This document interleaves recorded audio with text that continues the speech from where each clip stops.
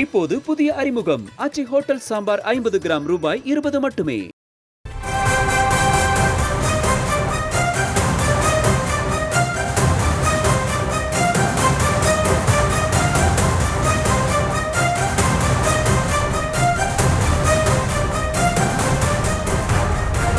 அண்மை செய்தியாக பார்த்து வருகிறோம்.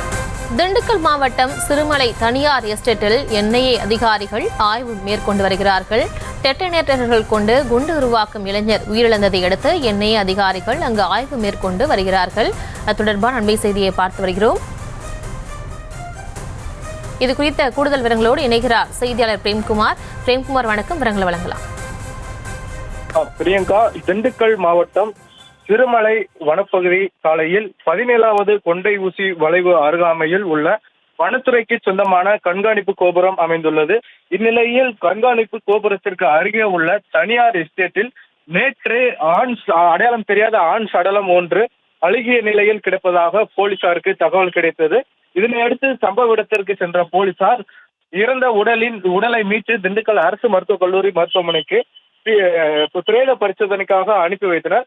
மேலும் இறந்த நபரின் உடல் கிடந்த இடத்தின் அருகாமையில் பேட்டரி வயர்கள் மற்றும் டெட்டனேட்டர்கள் கிடந்தது. இதனை அடுத்து அதனை பறிமுதல் செய்த போலீசார் இது குறித்தான தீவிர விசாரணையில் இறங்கினர்.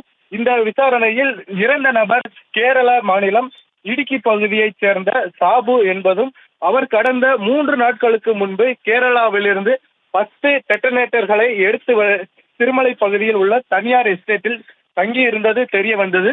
மேலும் அந்த டெட்டனேட்டர்களை உபயோகப்படுத்துவதற்காக அதனை இயக்கிய போது ஒன்று வெடித்ததில் சம்பந்தப்பட்ட சாபு என்ற நபர் உடல் சிதறி பலியாகியது தெரிய வந்தது.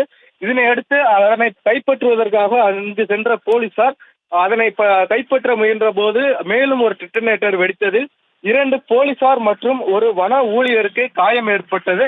தொடர்ந்து 8 டெட்டனேட்டர்களை பறிமுதல் செய்த போலீசார் அவற்றை செயலிழக்க செய்தனர். இந்நிலையில் சம்பந்தப்பட்ட இடத்தில் நேற்று திண்டுக்கல் மாவட்ட காவல் கண்காணிப்பாளர் பிரதீப் மற்றும் வெடிகுண்டு நிபுணர்கள் மோப்பனாய் ஆகியவை வரவழைக்கப்பட்டு தீவிர விசாரணையானது மேற்கொள்ளப்பட்டு வந்தது. மேலும் அங்கு பயங்கரவாத திட்டம் ஏதும் தீட்டப்பட்டதா அல்லது தீவிரவாத நடவடிக்கைகள் ஏதும் மேற்கொள்ளப்பட்டுள்ளதா என்ற கோணத்திலும் போலீசார் தீவிர விசாரணையை முடுக்கியிருந்தனர். இந்நிலையில் சம்பந்தப்பட்ட விபத்து நடந்த இடத்தில் இன்று தேசிய புலனாய்வு முகமை குழுவினர் தற்பொழுது சம்பந்தப்பட்ட சிறுமலை 17வது கொண்டை ஊசி அருகே உள்ள தனியார் எஸ்டேட்டில் விசாரணையில் ஈடுபட்டுள்ளனர். பிரியங்கா, விவரங்களுக்கு நன்றி பிரேம்குமார். இப்போது புதிய அறிமுகம் ஆச்சி ஹோட்டல் சாம்பார் 50 கிராம் ரூபாய் 20 மட்டுமே.